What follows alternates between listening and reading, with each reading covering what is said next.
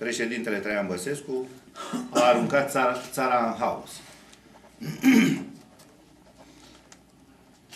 Zilele trecute, președintele a avut ocazia să pună punct crizei și a refuzat acest lucru. În acest moment, președintele Traian Băsescu adâncește criza politică și problemele economice din România. Persoana desemnată ca fiind viitorul prim-ministru, în persoana sau cu numele Lucian Crăitoru, nu are susținere politică. Are numai susținerea președintelui. Prin urmare, lucrurile vor continua în aceeași notă. Discuții, criză.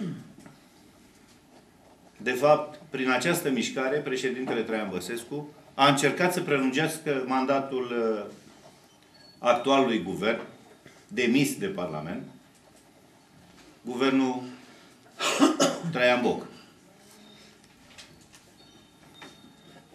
care știm foarte bine că în 9 luni de mandat nu a făcut nimic altceva decât a executat ordinele de la Cotroceni.